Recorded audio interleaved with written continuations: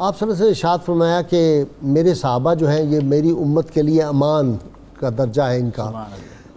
یہ لوگ تھے جنہوں نے براہ راست سرچشمہ رشد و ہدایت سے علوم معرفت جو تھے اس کے سمندر پی گئے یہ اور اپنے سینوں میں محفوظ کر لیا. سبحان اللہ. اب میں یہ سمجھتا ہوں کہ اگر ان سے کسی کا تعلق نہیں ہوگا تو اس کو حقیقی نہ علم ملے گا نہ معرفت ملے گی, نہ ہدایت ملے گی, نہ ہدایت ملے گی. اعلیٰ حضرت رحمۃ ہدایت تو پہلی شرط ہے نا, وہ ملے گی تو علم معرفت ملے گا نا بعد میں. ایسے ہی ہے.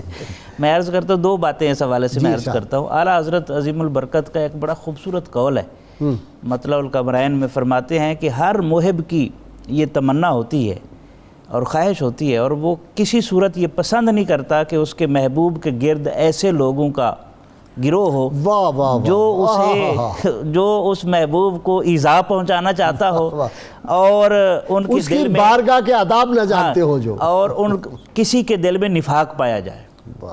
اور اس کی یہ تمنا ہوتی ہے ہر محب کی کہ اس کے محبوب کے جو حواری ہیں وہ مخلص ہوں اور اس کی خیر چاہنے والے ہوں. میں نے ایک عارف کا قول پڑھا تھا, وہ کہتے ہیں اللہ تعالیٰ نے جب مخلوق کے دلوں پر نظر ڈالی نا تو اپنی محبت میں سب سے زیادہ مشتاق دل جو ہے وہ اپنے محبوب کریم صلی اللہ علیہ وسلم کا پایا, اسے چنا. اور پھر اس کے بعد جب مخلوق کے دلوں پر نظر ڈالی تو پھر اصحاب رسول صلی اللہ علیہ وسلم کے دلوں کو شوق کے اس بلند مقام پر دیکھا کہ اللہ تعالیٰ نے پھر ان کو چن لیا. صحیح. اور اس حوالے سے میں اگلی جب ٹرن آئے گی تو میں حضرت عبداللہ ابن مسعود کا ایک قول ہے وہ بھی عرض کروں گا. فی الحال میں حضرت ابو مرثد کے حوالے سے عرض کرتا ہوں. حضرت ابو مرثد جو ہے وہ کبار صحابہ میں سے ہیں, ان سے احادیث مبارکہ بھی روایات ہیں, اور وہ دو احادیث مبارکہ جو ہمارے عمل سے بھی تعلق رکھتی ہیں اور موجودہ حالت میں اللہ کے ساتھ جڑنے سے بھی تعلق رکھتی ہیں وہ میں بیان کرتا ہوں.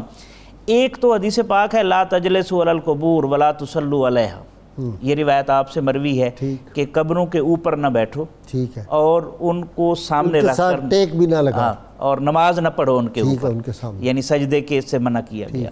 دوسری حدیث پاک ہے, یہ حدیث پاک آپ نے حضرت حمزہ سے روایت کی ہے, اور حضرت حمزہ نے رسول اللہ صلی اللہ علیہ وسلم سے روایت کی ہے کہ رسول رحمت صلی اللہ علیہ وسلم اس طرح دعا مانگا کرتے تھے, اسالک بسمک العظم و رضوانک الاکبر, کہ یا اللہ میں بالکل میں تیرے اسم اعظم سے کس واسطے سے تیری بارگاہ میں سوال کرتا ہوں, اور تیری وہ رضوان, تیری وہ رضا جو سب سے بڑی ہے, اس کے وسیلے سے تیری بارگاہ میں میں دست سوال دراز کرتا ہوں. اچھا, کہتے ہیں کہ سیدنا امیر حمزہ رضی اللہ تعالیٰ عنہ سے صرف یہ ایک حدیث ہے جو ان سے جی اسی طرح کی بات ہے. اور دوسرا بالکل اسی طرح, دوسرا یہ کہ یہ ان کو ایک شرف حاصل ہوا.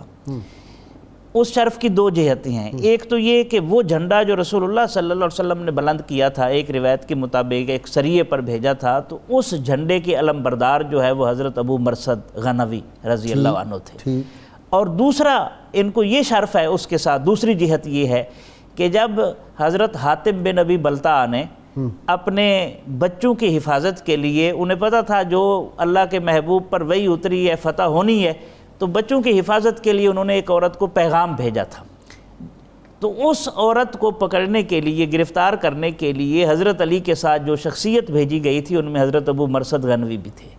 تو اس سے اندازہ لگایا جا سکتا ہے کہ ان کا مقام رسول اللہ صلی اللہ علیہ وسلم کی بارگاہ میں کس لیول کا تھا اور کس قسم کے, اور یہی وہ ڈیوٹی تھی. دیکھیں ایک طرف یہ ہے, دوسری طرف ان کے جو پوتے ہیں ان کو اوتاس کے مقام پر غزوہ حنین میں جو انٹیلیجنس کی سروسز ہیں وہ دی گئیں, اور رسول اللہ صلی اللہ علیہ وسلم کے لیے وہ ڈیوٹی انہوں نے سر انجام دی. سبحان اللہ. یعنی نسل در نسل یہ سلسلہ چلا, اور مکہ سے جو قیدی لانے ہوتے تھے مدینہ طیبہ, اس میں حضرت ابو مرثد کے بیٹے ہیں.